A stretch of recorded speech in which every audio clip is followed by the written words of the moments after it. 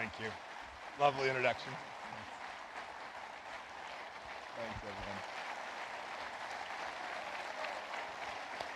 Thank you.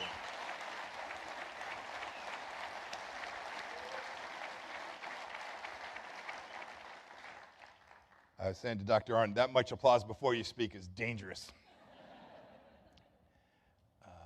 Dr. Arndt, thank you for that kind introduction. He told me that Greek word. I had no idea what it meant, so he was right. I'm not as smart as you might think.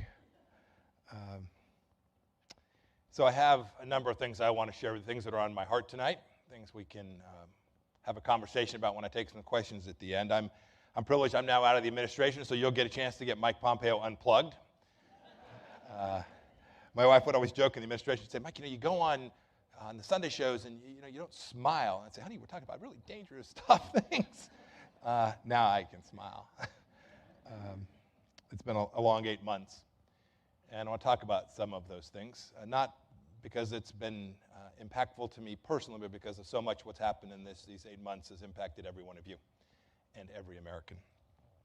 I was walking over here tonight. We walked from the president's office over to his home and then over here. I know this place a little bit, Hillsdale. I know its greatness, its importance to America. It's a place that imparts character.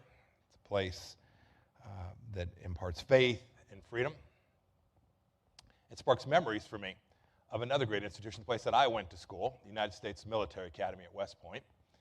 It feels in some ways as they serve these important missions together alongside of each other. That one was founded in 1802, this one in 1844, and they have deep roots in American history. Dr. Arndt was joking about I was a good student, and most of the generals that you know who led America's charges weren't. I was deeply mindful of that. As a cadet there was just a single standard for excellence from my perspective. It was a general of the Army, Douglas MacArthur. I lived in MacArthur Barracks for a short time. He said, quote, that history fails to record a single precedent in which nations subject to moral decay have not passed into political and economic decline, leading to ultimate national disaster. For he believed only that a spiritual awakening could overcome the danger. You all know this. History leaves its marks. Dr. Arndt was talking a little bit earlier about history. The crisis of the 3rd century brought the Roman Empire to the edge of collapse due to military overextension, immigration without assimilation, plague, inflation, political disunity, and insurgents.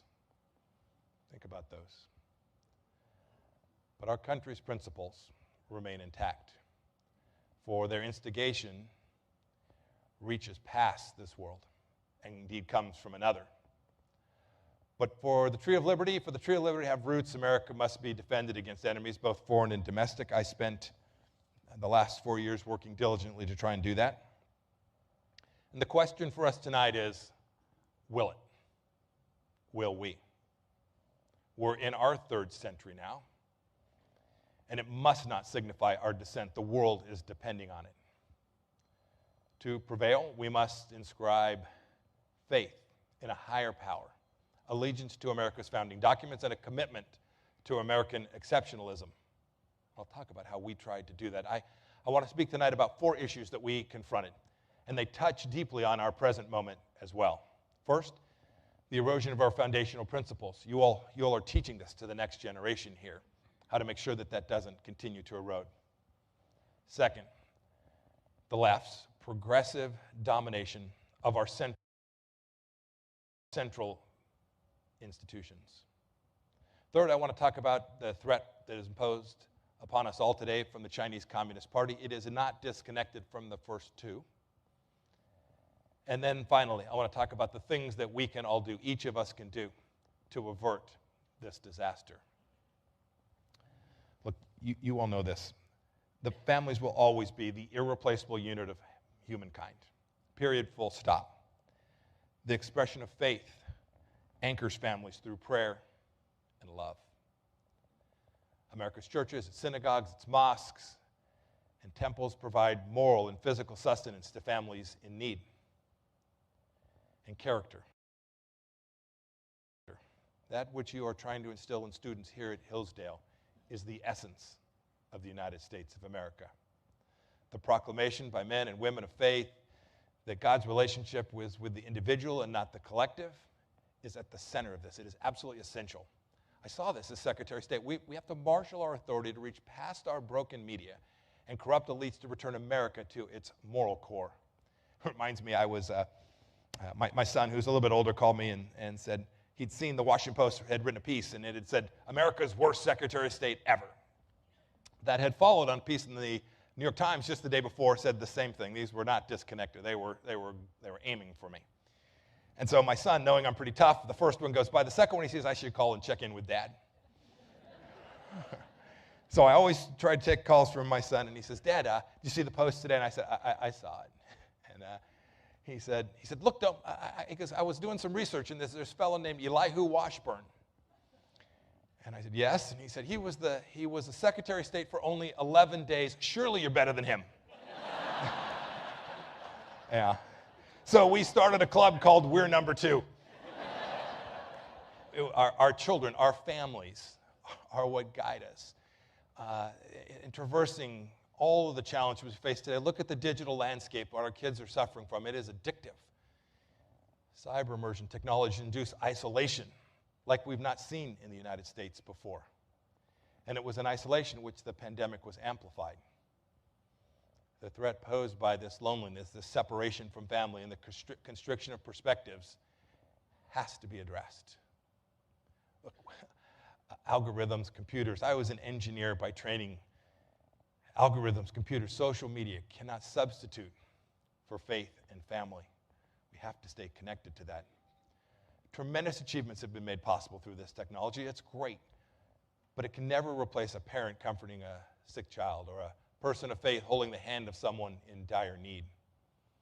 When I was a student living in Massachusetts, I had the opportunity to tutor 2 young kids who were from a pretty tough neighborhood. I taught them that arithmetic mattered. It mattered not only in the numbers, but the discipline that it would be required for them to master the subject that was in front of them. But I knew, too, it would be a gateway for them. But I knew this. I knew our time together mattered even more. Neither of these children had a father. That time with an adult was scarce for them, and I suspect it was irreplaceable.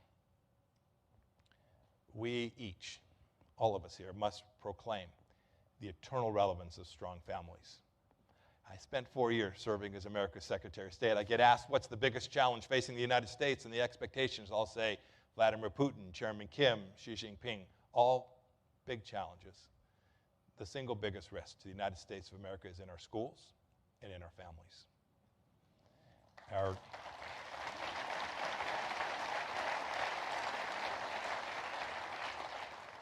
Our government should never promote policies that disrupt this ideal. But we have lots of programs today, you all know them, that disparage the value of fathers. And this has to end. It has to end for the children, it has to end for the fathers, but it has to end for our country too. We must never tolerate that which is affront to the basic system, the basis of all humanity. Look, when the current Secretary of Health and Human Services testified before the Senate, he couldn't bring himself to say the word mother. Go look at the tape. We're in danger of no longer living in a country, but an asylum. When you hear language like this, faith venerates mothers as the bringers of life. But he couldn't bring himself to say it under oath. I don't know what he called his mom. We know these people. These are the people that generate American history. Church and state are something that the left has tried to separate. In our administration, we tried never to let that happen. Our nation suffers for too much for having taken the concept of separation from church and state to mean that we have to tear the two apart. But of course, the two statements aren't synonymous. I'll never forget, I was the CIA director. I climbed off a plane in a pretty dark place, climbed down the stairs. It was 3 a.m, and a fellow presses into the palm of my hand a small pocket Bible. I was in a hurry. I hopped into my vehicle, and I opened the Bible, and he said to me, said, "Mr. Director, you have been a light in my life." I don't tell that story about me, but because it gets to the central thesis of refusing to separate one's own personal faith and one's commitment to America and our Constitution. They're deeply intertwined. Thomas Jefferson wrote that the Almighty God hath created the mind free. And then later, he stated that the Establishment Clause, which forbade the inauguration of a state religion, but built a wall of separation between the church and state. But he knew better. It was misunderstood. It was interpreted by our courts, I think, intentionally, because the wall's purpose was to protect the expression of religion and its infringements from government. We, in our arrogance, have banished religion from our schools and public spaces, and in doing so have wrought enormous havoc. We have forgotten our founders' intent and done great harm to the republic as a result of it. John Adams had it right in his inaugural address. He said simply, "Patronize every rational effort to encourage every institution for propagating knowledge, virtue, and religion among all classes as the only means of preserving our Constitution." Later in that same address, he stated that he considered a respect to Christianity among the best recommendations for public service. And to that I say amen. It kept me going during my 4 years as well. And I must say, I gave a speech. It was in Cairo, Egypt. The opening line of this speech, which my speechwriters tried to take out not once, not twice, but 3 times, I simply said that I am an evangelical Christian, standing there in Cairo. I must say that I hear about those remarks more than any other from leaders of every faith who said, "We appreciated you saying that. It showed candor, it showed discipline, it showed a true commitment to something beyond one's self. And we value that. Although our faith is different, we value that too."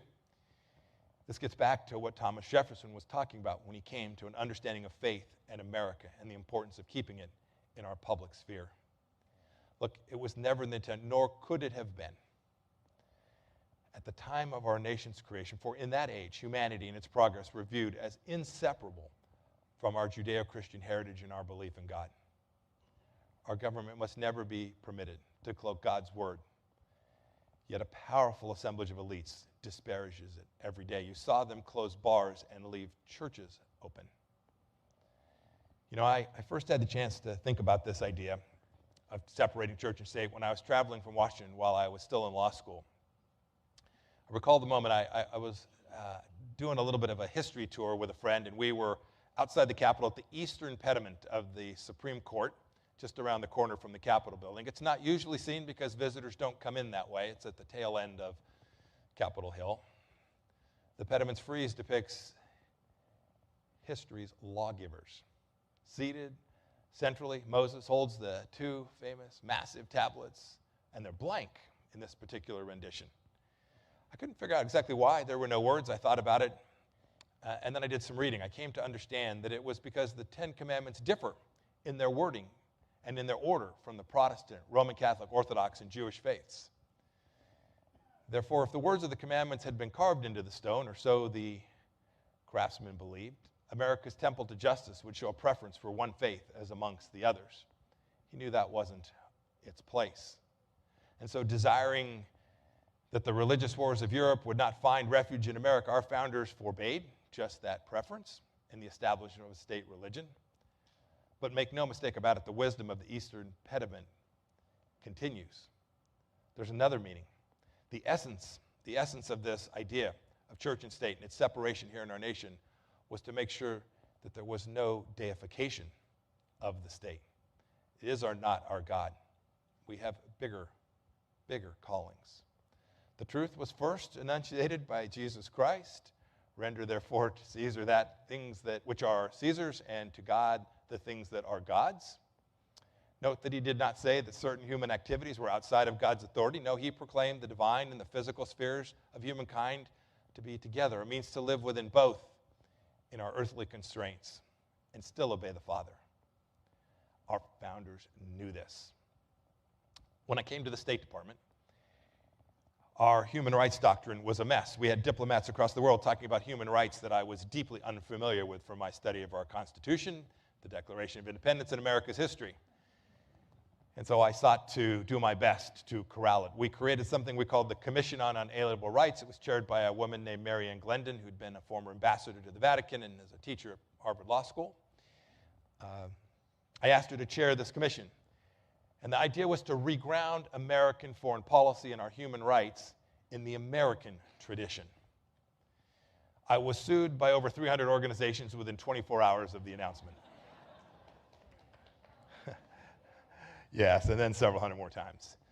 I wanted to take us back to the tradition that Hillsdale College teaches its students and the importance of understanding that as we dealt with our friends and our adversaries around the world. I wanted to speak about these fundamental rights. We know them from our Declaration. The pursuit of life and liberty and happiness are at America's core. And so much of what we talk about in our rights discourse today is so deeply disconnected and indeed undermines those central understandings of our nation. Our founders comprehended the horrific excesses that issued from the deification of emperors in places like Rome. Our founders understood that the wrath that the kings and queens of Europe unleashed when they believed themselves truly to be divine. Never idolize the state. This is the essence of Marxism. It's what General Secretary Xi Jinping wants you to do here in America. Our government is not God. We must not allow it to impose itself as an object of worship. Climate change shouldn't be worshiped either. The state's bounty is not created by any miracle, but it's seized only to be given out and offered to constituents to whom it has incurred debt. If state and church are conjoined, so are their dominions. This is not America. It's more like Iran, and now today, Afghanistan. Statists always, you know them, you see them. They're now occupying enormous positions of power. Statists pretend that it is heaven on earth. But such a prize never will be realized. If this affront is to be vanquished, each of us must insist that faith never be banished from the public square or from our schools. The second point is the left's domination of our institutions. You all see it every day. Some of you sent your kids here to this place to help teach them that this doesn't have to be. Our nation's present crisis have been inculcated by elites who posture beneficence as they practice rapaciousness. Woke billionaires ensconced on their super yachts, lecture us about climate change as they flaunt their own admonitions. Dante wrote, a hypocrite's outward appearance passes for holiness, but under the show lies the terrible weight of this deceit. Such persons cannot be entrusted. They cannot be trusted, but they define the new ruling class here in America. I'm counting on you all to make sure this does not continue. It can't stand, for our country cannot withstand deceit, cloaked, feigned concern for the dispossessed. Our strengths in some ways have been turned against us. Hollywood and America's corporations were critical elements of our nation's soft power. I didn't benefit from that as Secretary of State. It involves global engagement and the sharing of goals to obtain national objectives. America's soft power once seemed completely invincible. But Hollywood, our media, press, and international businesses are no longer the forces that they were for democratic development and for market creation throughout the world. This has now changed fundamentally.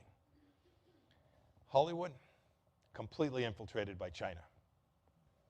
This is not the first time that a malevolent foreign power has tried to influence our media. We all know the history in the 30s where Nazis endeavored to subject American films to censorship, not only in Germany but around the world. Their plans were in fact stymied by a counterintelligence network led by a patriot attorney named Leon Lewis, who was the first national secretary of the Anti-Defamation League. Today, these big Hollywood conglomerates dominate. They control American media, publishing, and news sources. You all are subjected to it day in and day out. Thus, access to Chinese markets creates substantial pressure for them to kowtow and obey Beijing's dictates.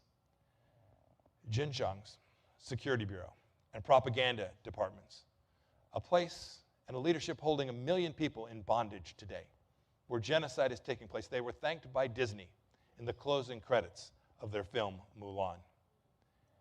Where, I ask, is this company's concern for Xinjiang's Muslims who are subject to this genocide? You should know this too. Wall Street, it's caved. There are over 250 Chinese companies listed on our exchanges here in the United States. They're capitalized by more than $21 trillion. Major U.S. companies are now owned or influenced by entities that front for the Chinese Communist Party.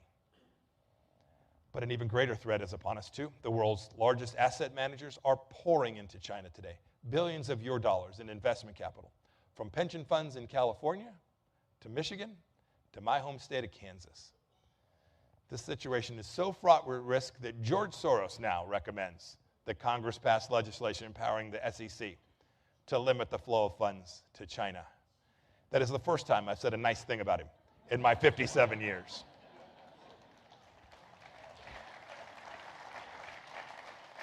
Something about blind squirrels and acorns. President Trump and I, working with Congress, did our best. We designed a financial architecture to defend scores of millions of Americans who, without their knowledge, have had their savings invested in the Chinese Communist Party and Chinese companies. Beijing's fundraise is opaque. Its instruments are passive. They're in big assemblages of mutual funds, money that will flow to China and not to America. They finance the security apparatus, the security architecture in China, and they are erecting a powerful, powerful capability that threatens each of us. This summer, over $500 billion in Chinese stock value was lost, gutting American investors overseas because the CCP cracked down on its technology companies and its other businesses. They did that just for political power. But when our woke corporations vehemently disapprove of Georgia's actions to enforce basic election integrity, but are silent on China's rampage, we have to recognize that businesses, as well as Wall Street firms, have been bought or intimidated. Such feigned moral rectitude and certitude at home is a fig leaf for moral cowardice abroad. We can't allow this to continue to happen. We can fix it. We simply must find the will.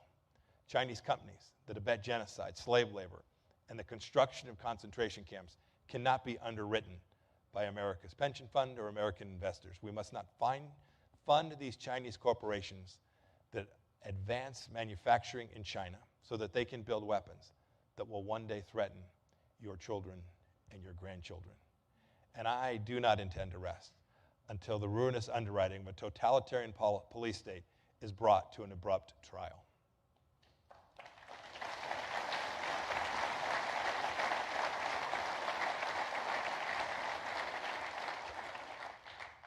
This administration, not so much. But the American people get it.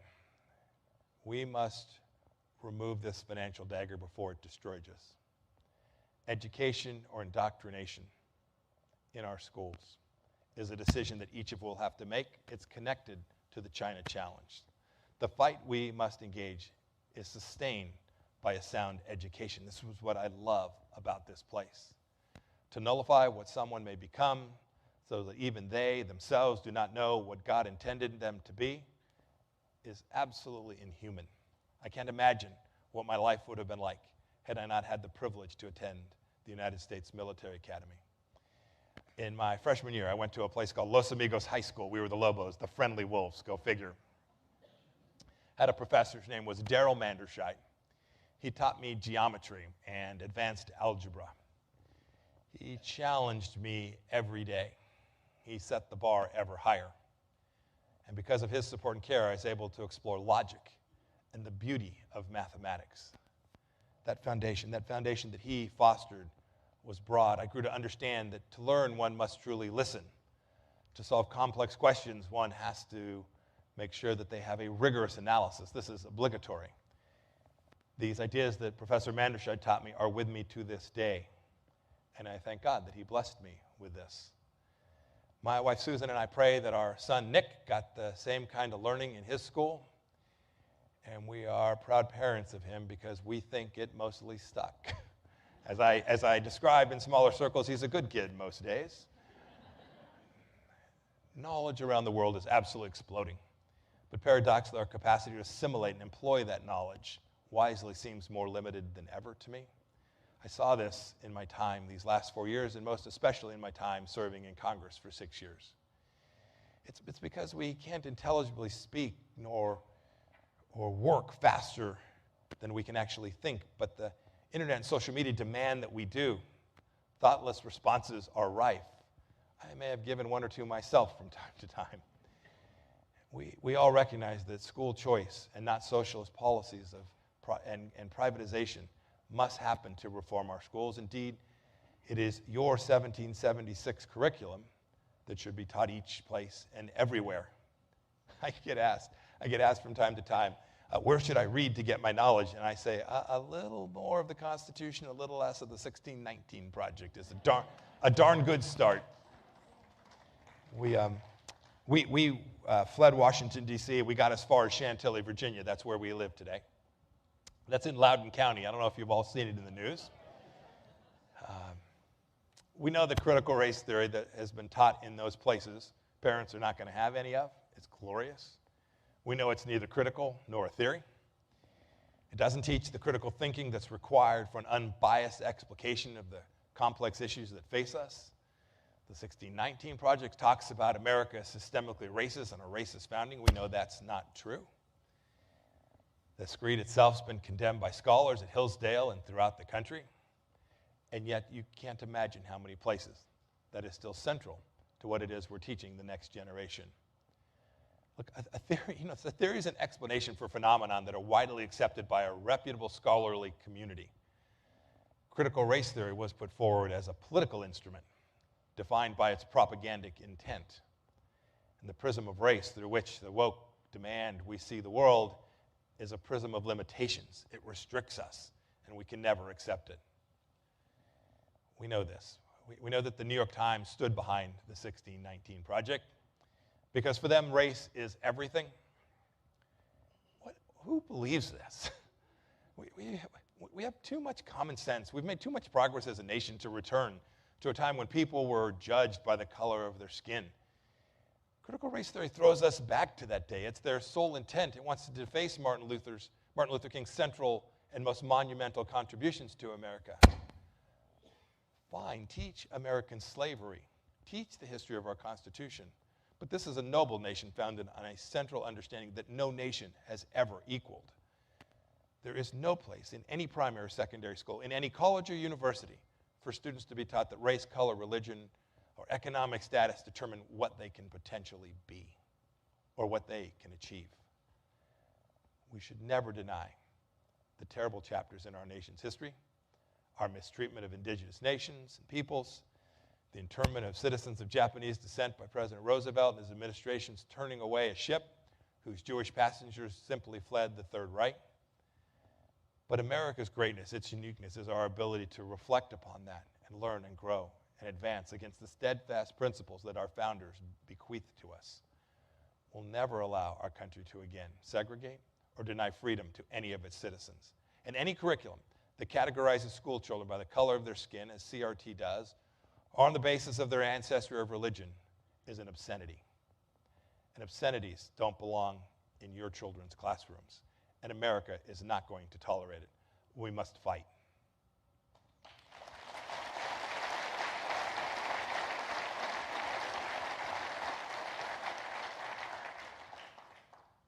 China. I've alluded to it already. The United States and the People's Republic of China are fundamentally different because we honor the individual and they venerate the collective. Period, full stop. We now have a big decision to make. Theirs is a hive mind in which individualism is an illusion. This must never happen here in the United States. China's past deficit in power suppressed its ambitions. But this constraint has collapsed. The old notion of hide your time and bide your strength is gone from China today. Its attainment of wealth has propelled its quest to displace the United States as the world's leading power.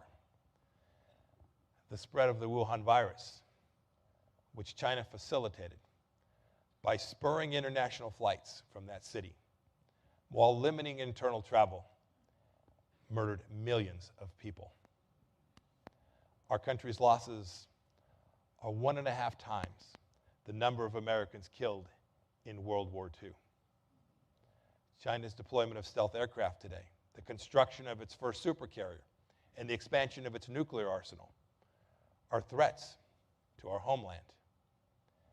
And today, genocidal acts against Muslim minorities are a new imperialism. The Belt and Road Initiative, China's effort to commandeer the rest of the world, is in full push and match Xi Jinping's intentions and ambitions. Settle loan agreements with developing countries that seek to use national assets as collateral. I told leaders all around the world during my entire 4 years they are prepared to call the loan. China's theft of our intellectual property destroyed millions of jobs here in the United States. Cumulative losses exceed $2 trillion. That's just the last decade.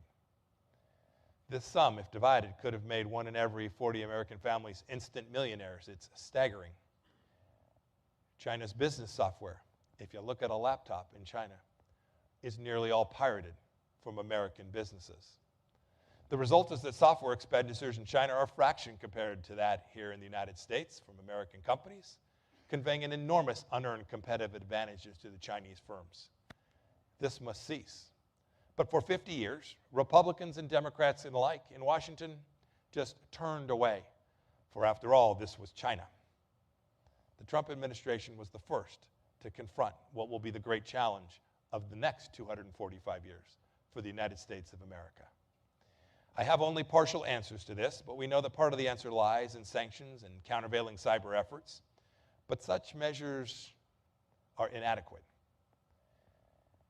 If American jobs and wealth are to be preserved, we're going to have to take serious action.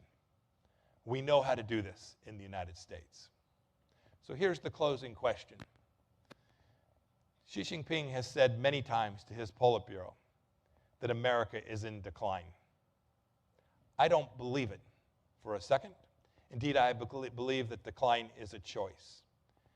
But will America muster the will to avert this disaster? History teaches yes, but great men had expectations for every American. The catastrophe that is Afghanistan is one of the greatest self-inflicted wounds that we've seen, at least in recent American history. It was caused by an administration who had a different understanding of American exceptionalism, whose words were simply not backed by deeds or by prudent policies derived from an understanding of America. A theocratic monstrosity has now declared itself victorious despite the irreplaceable loss of thousands of American lives, some of whom were my friends. And they killed citizens of our friends and allies as well. American military power is the guarantor of our promises. As America's most senior diplomat, I counted on the capacity for American force to back up the things that were in America's interest, and the military counted on me to make sure that we seldom had to deploy it. It remains a force. It remains a force without equal, but it must be properly understood. This strength can be destroyed by politicized military leaders who shun accountability and care more about appearances than the mission that the Constitution lays forth for them. Where are the generals and admirals who will tender their resignations before complying with politically motivated orders which have put our nation at real risk? In 1949, an admiral's revolt protested actions that could have crippled the United States Navy. Fleet Admiral Ernest King, Chester Nimitz, and Haley all left active service, consequential rank, testified before Congress against the Truman administration's plans. And the Korean War had proved them right. The Pentagon must not be composed of pinstripe diplomats. We have enough of those. It must not be construed of the woke. We have enough of those too. We need generals who understand their mission. I was criticized often, but I was criticized too for getting rid of some of these types at the State Department. My sadness was only that I could not have done more. Recouping from a failed strategy of nation building, the Trump administration was determined to reduce America's commitment in Afghanistan. You only need to read President Trump's Twitter account to know that. But we had the handle on this. We were prepared to do so in a way that reflected the greatness of America, would have kept our people safe, and we would have done so in an orderly and structured manner. For reasons that seemed to hinge on appearances, President Biden picked September 11th as a date certain for American departure. And rather than understanding the realities and all the planning that me and my team had overseen, they cast it aside. As Secretary of State, I worked to build upon the work I'd done as CIA director to aid President Trump in thinking concretely about how we would execute on his commitment to the American people, that we would get our young men and women home from that place and execute a withdrawal from Afghanistan while preserving the hard-won progress that we had achieved there. What we'd established was the certainty of action if the Taliban didn't do what we told them they must do. You all have seen, how many of you have seen the picture of me standing there with Mullah Baradar? Yes, New York Times likes to make it famous. Mullah Baradar understood Donald Trump and Mike Pompeo. He knew that if they violated the understandings that they had reached with us, that we would deploy overwhelming force to inflict unbearable costs upon them, real losses, leaving the extremists in terrible situation. I made them know in the meetings with them and by phone, as did President Trump, that if they failed to live up to the promises they made, that just like General Qasem Soleimani, the Iranian leader who killed so many Americans, they too would never kill another American. That we understood how to use American power in a way that reduced the frequency with which we would have to do so. That the demise of the Quds Force leader, the strike that we took, resounded to the Taliban's consciousness. This administration threw it all away. I'd created a group. We'd seen what happened. I was a young congressman. I served on the Benghazi committee. I'd seen what happened when the State Department abandoned its diplomats abroad, and I had worked diligently for my entire time to build what we called the Contingency Crisis and Response Bureau. It was designed to help in crises where there were American diplomats in harm's way. In June of 2021, this administration disbanded that very organization. What the Biden administration never recognized is that our multiple agreements concerning America's conditional departure from Afghanistan were made possible by our administration's vow to use that overwhelming force. Our attainment of energy independence and our decisive action in destroying the ISIS caliphate illustrated to all in the world our resolve. When we moved our embassy to Jerusalem, President Trump made clear that we would continue to honor the commitments that he had made, and the Taliban knew this. By removing the ISIS terrorist threat and by changing the status of Jerusalem, we eliminated obstacles to progress. The Abraham Accords, a truly historic set of understandings made possible by great leaders like Prime Minister Netanyahu and the Crown Prince in the Emirates, they were made possible because of American leadership. Our tenacity caused those 4 Muslim countries to have confidence that they could make peace with the Jewish state. If we'd have had a second term, there'd be more. I can't prove it, but I know it in my heart. Together, we would have erected prodigious barriers to terrorism. These triumphs, these things about which I played a small part and for which I am intensely proud, were disregarded by this administration because acknowledging our breakthroughs was deemed by the Biden administration as a far greater sin than abandonment of our allies or our principles.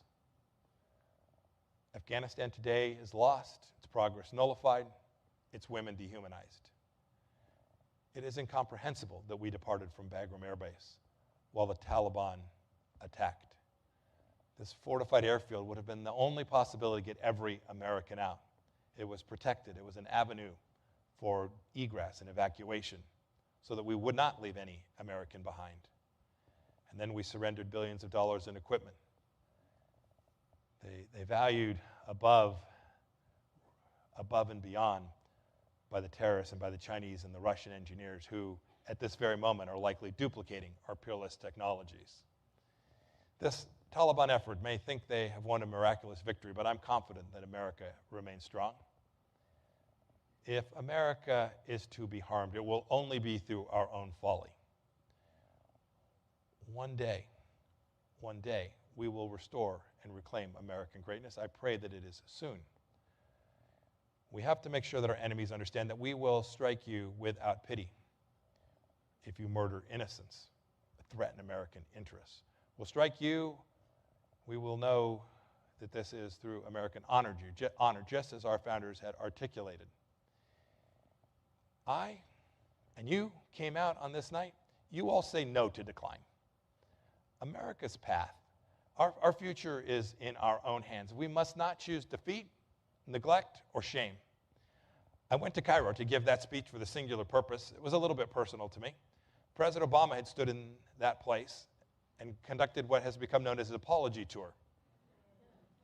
I wanted to go stand in the exact same place. He spoke at Al-Azhar University, and so I was set and determined to go there. About 2 weeks out, my team came in, including my security team, and said, "Sir, you're not going to be able to speak at Al-Azhar University." And I said, "Why?" He said, "We're not sure that we can protect you adequately." And I said, "The President of the United States spoke from there."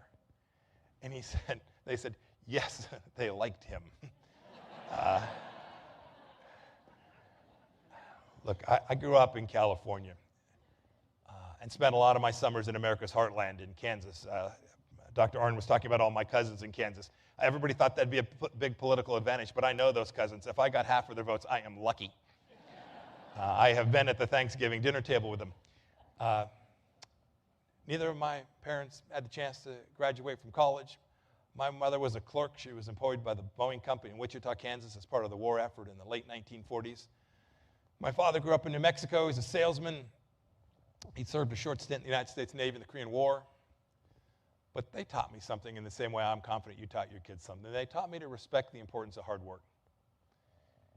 So did rising before dawn to help my uncle Jim on our farm in Winfield, Kansas. I remember being there at 10 years old. I thought I was working. I am confident I was more trouble than I was worth. But by the time I was 14, I was driving trucks and doing my best to lift a bale of hay. I knew what it meant to work hard. I cherished, too, my after-school job in Costa Mesa, California.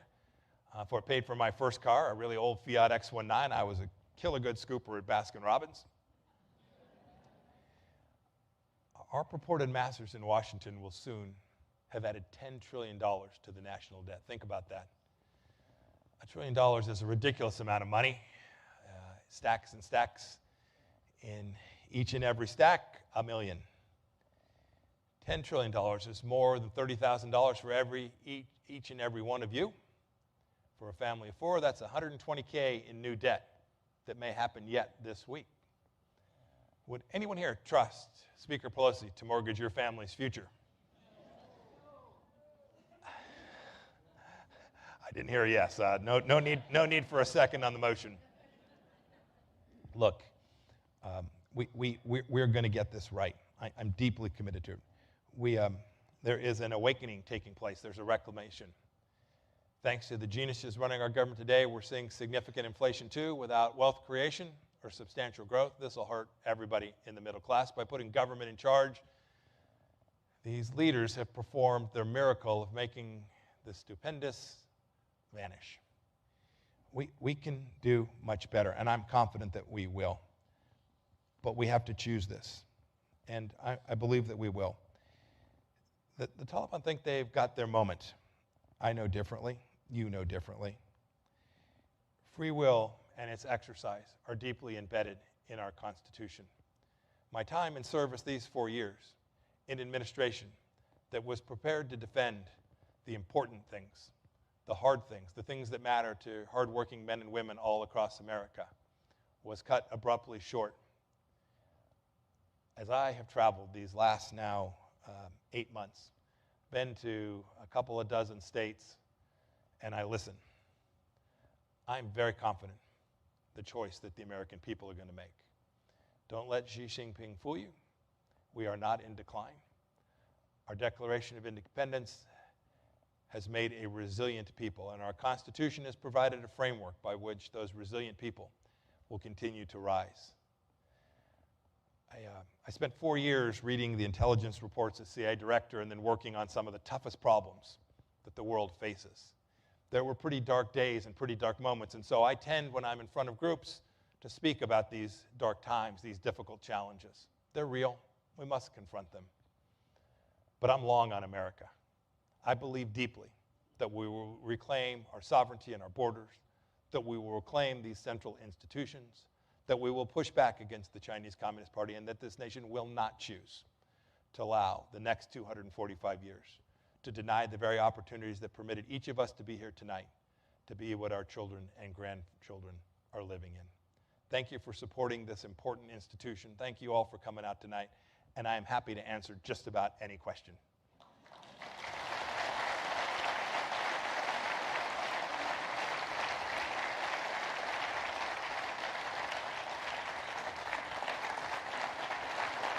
Thank you all. Thank you.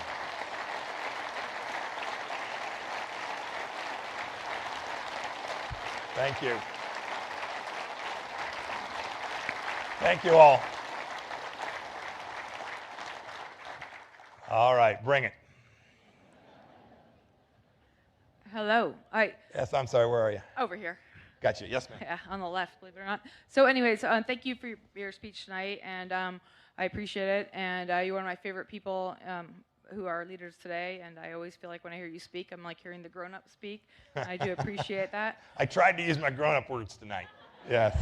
So, what I wanted to ask is, so when Trump enacted Executive Order 13484, I believe, on September 12th of 2018, and it was sanctions in the case of foreign interference in our elections, and that would protect us from what happened in our election. So from your speech here tonight, are you saying that there was no foreign interference in our elections in 2020? Yeah. So you remember I said I'd answer almost anything? No, I want to be a little careful here, because some of the knowledge that I have here is knowledge that continues to be classified, but I think I can answer your question in large measure, completely and fully. We've had foreigners trying to interfere in our election for a long time in the United States. The left went after the election of 2016 and then ultimately did so in a way that tried to undermine the United States of America by somehow suggesting that Russian interference had an impact on the outcome. You'll know how many Democrats called President Trump a Russian asset. Look, we know this. We know this was a hoax from the beginning. It was false. It wasn't true. And yet it took a little bit away from America's confidence in our election system. So when I think about foreigners interfering in our election, I know that we do a pretty good job in protecting them from attacking our vote tallies and vote counts. But the real way that they attack our elections is through propaganda and information warfare. And you should know they are enabled by large parts of the United States media as well, who facilitated this very storyline for the first 2 years of our administration. Right? It wasn't just Adam Schiff. It was also Brian Stelter, right? Aided and abetted in the most serious way. We watched what state legislatures did during this last election, often under the disguise of, well, we have to do this because of the Wuhan virus, right? We can't go out, we can't vote. Everybody just toss a ballot in the mail. We, each of us, has a responsibility to look forward and make sure that we never have another election that we don't have confidence in. It's an absolute imperative. As a Secretary of State, you all can appreciate this.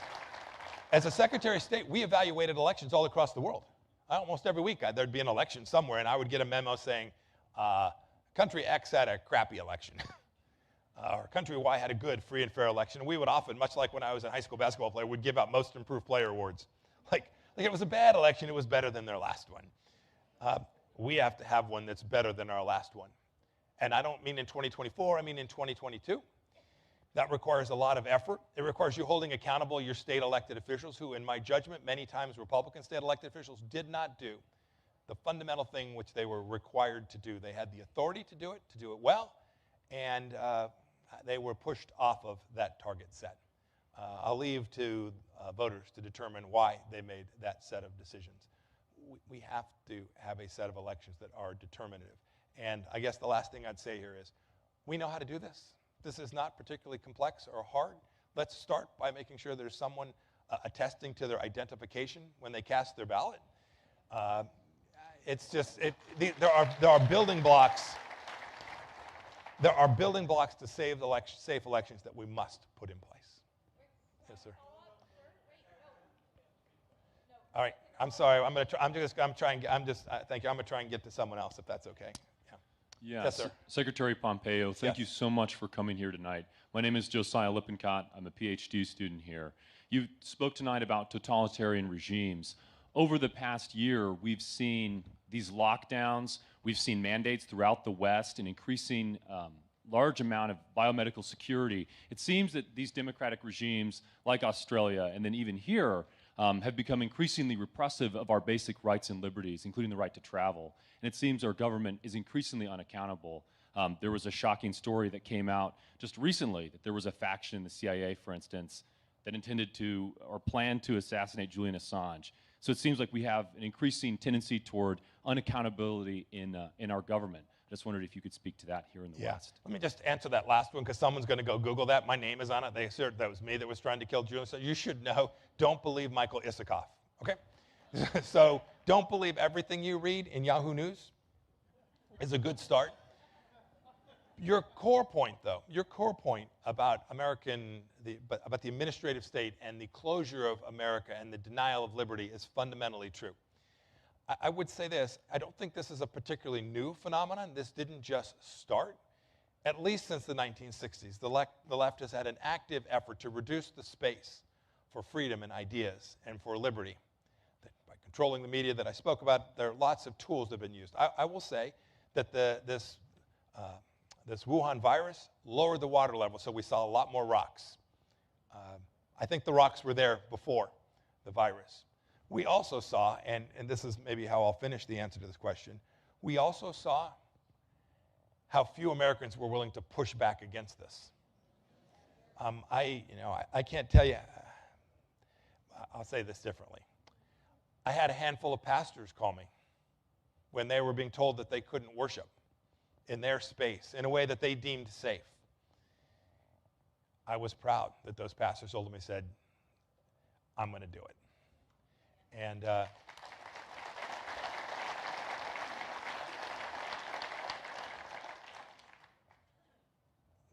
there is a long history of civil disobedience in the United States of America. I'm not suggesting that it is not complex, but I can say this. If we don't hold accountable leaders, and I don't just mean when we think of leaders, we think of presidents, we think of state U.S. senators. How about your sheriff's office? How about your school board? How about your city council? These people impact our lives. We saw city councils issue these crazy things. Hardy Americans must push back against this. We have to go retake. I learned a lot. I know more about how to do this now than I did 4 years ago. Maybe everybody's a little naive until they get kicked in the head. This is a fight worth having about freedom and making sure making sure we are not to wear this. This is not the CCP here in the United States today. But we started from such a place that's so fundamentally different that the risk that it falls here quickly is real. And so time is upon us. So thanks for that question. It's an important one. Yes? Thank you again for coming tonight. You bet. I'm going to just tell you my background real quick. For the last 4 decades plus, I spent my career in healthcare. Started in pharmacy school, then medical school, then trained at the Cleveland Clinic in neurosurgery, and then practiced for over 20 years in solo practice in Columbus, Indiana. Then retired about 7.5 years ago. So what I'm about to share with you, I share with a heavy heart, and I want everyone to understand that they should really think about this. I wrote it down so it could be as brief as possible. The hospital and healthcare system has been captured by a corrupt bureaucracy and corporatist control that is nothing less than fascism. Public-private partnerships like the FDA, NIH, CDC are putting out guidelines that state health departments, hospitals, and conventional medical practices owned by larger institutions are blindly following. The PrEP Act immunized them from medical legal liability. The The needs of the individual patient no longer are a priority, and this is an utter betrayal of a most solemn obligation between a doctor and a patient and the institutions where these doctors work.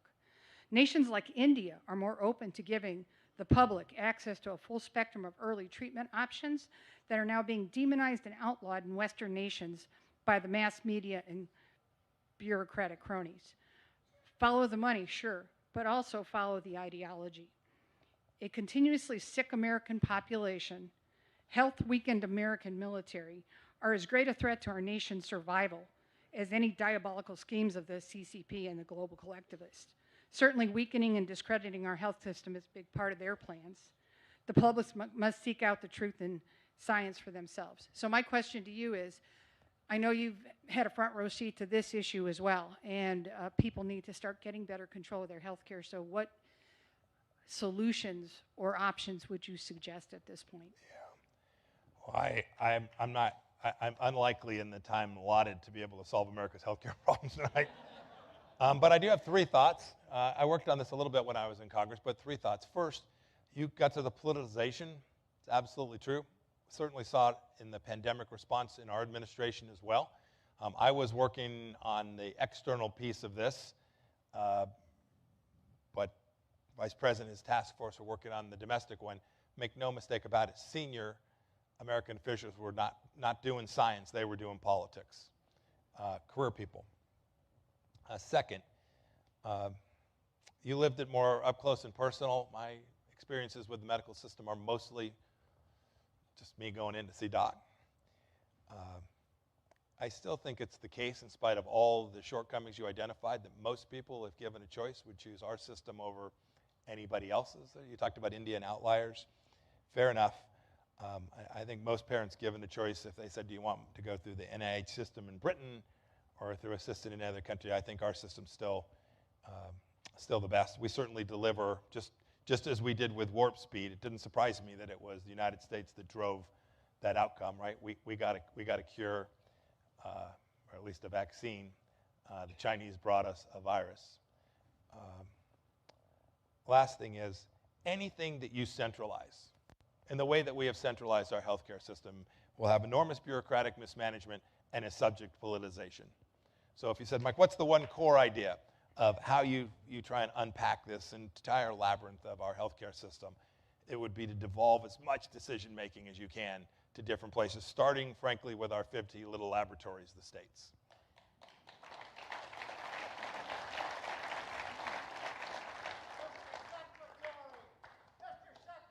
Yes, sir.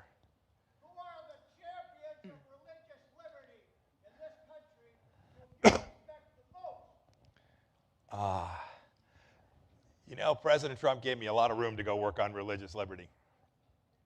We prioritize this in a way that no other administration has, and it didn't take 20 minutes for the Biden administration to knock the entire edifice of religious liberty down. Not one. You got some great leaders that are serving in the United States Senate, United States Congress, who care deeply about religious liberty. You have big bureaucracies. I spoke about this at some length. You have big bureaucracies that want to do everything they can to tear it down every place they find it. So I'll take a question from over here now. Yes, sir. Hi, Secretary Pompeo. Hi. Just thank you for being here.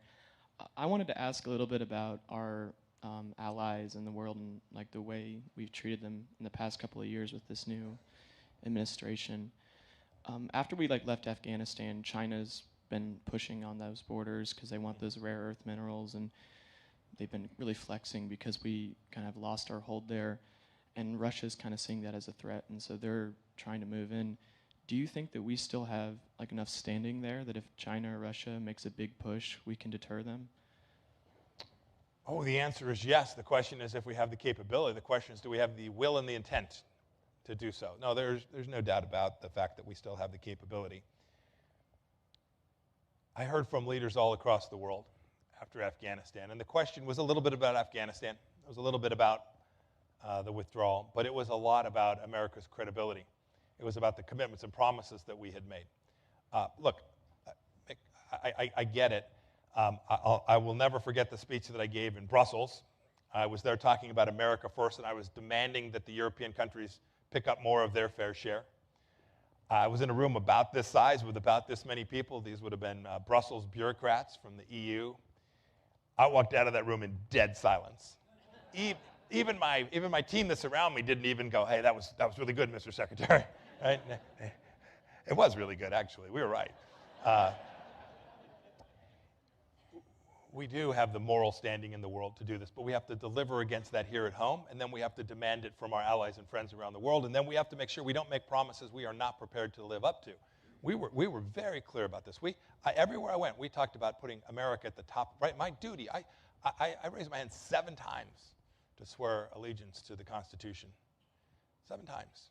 Every time it talked about the same people that I was tasked to work on behalf of. It was the American people. We were clear about that. We were pilloried in the left press and the international press, right, for this idea that America was special and exceptional. We wanted to defend it. I knew if we did that and did that well and did it right, every leader in the world would want to see me because we'd make their country a happier, more prosperous, successful place too. And so we worked on it.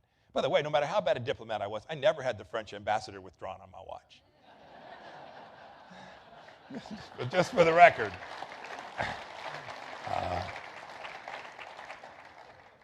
We have friends and allies because America is a force for good in the world.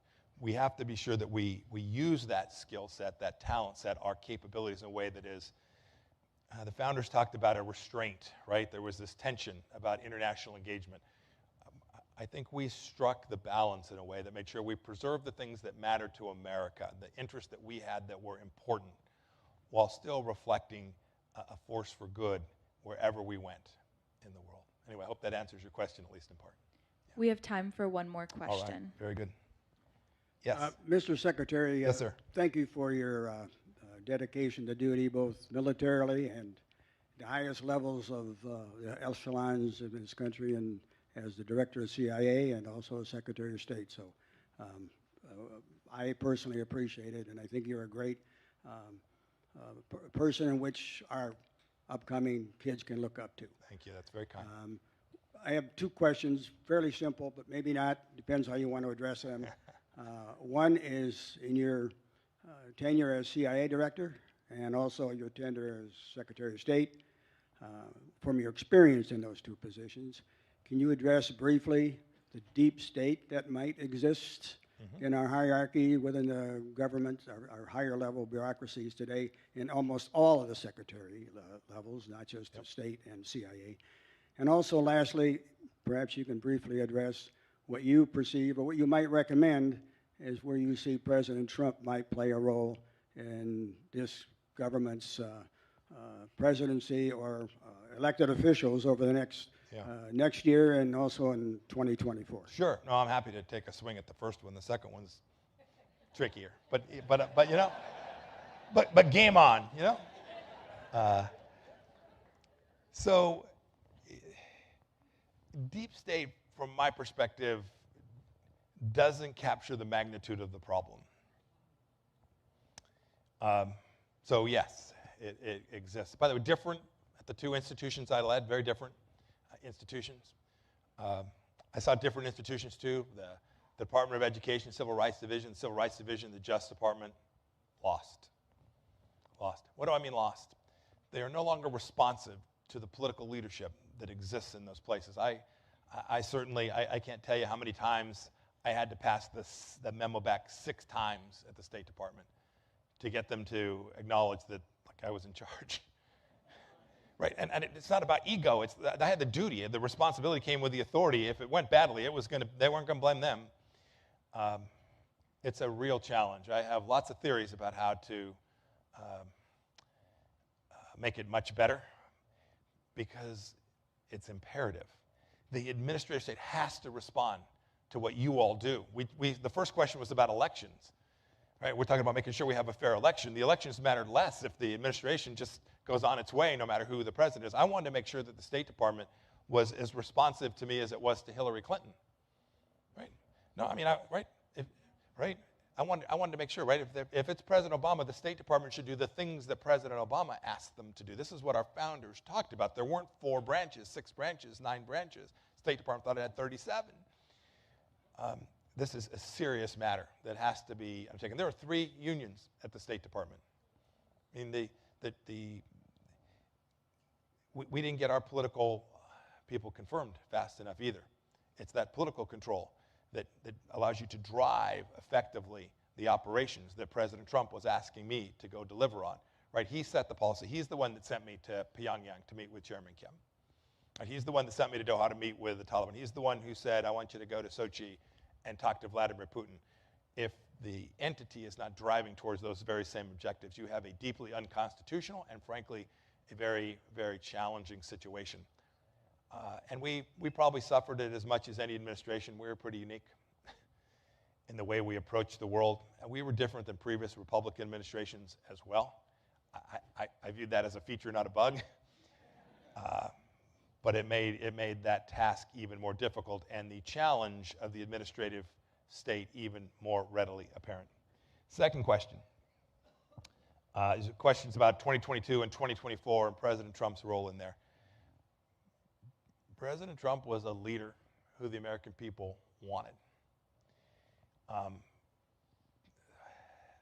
A significant number of the things that I talked about there wouldn't have happened with anyone else who was running in that field at that time. I'm convinced of it. He gave me a ton of space to go execute on his vision as well. And now, conservatives, I've been in the movement for a long time, lots of different roles, from fifth grade Sunday school teacher to, working on pro-life efforts and school choice efforts back in Kansas. Those of us who believe in these things all have to figure this out. People will start voting in the 2022 elections less than 12 months from now. It seems like a long ways off, like we just got through this last election. It's upon us. And President Trump can be an incredibly important part of doing that. The first time I ran for office was in 2010. Came in with 70-something Republicans in the House of Representatives, the big class, the so-called Tea Party class. It was the last time we threw Nancy Pelosi out. Who would dream I'd be campaigning trying to do it again? I pray that President Trump will continue to be a really important part of that. What happens after that? President Trump will have to make his own set of decisions, right? He'll have to figure out if this is the right place and the right call for him, as will each person who decides to put themselves forward and offer their services to America, both the folks who are running in 2022 and those who choose to run for president in 2024 as well. Anyway, I hope that answers your question, at least in part. Yeah. All right, Please join me in got one more, or thanking- does everybody else need to leave? Please join me in thanking Mr. Pompeo. Thank you. Thank you all.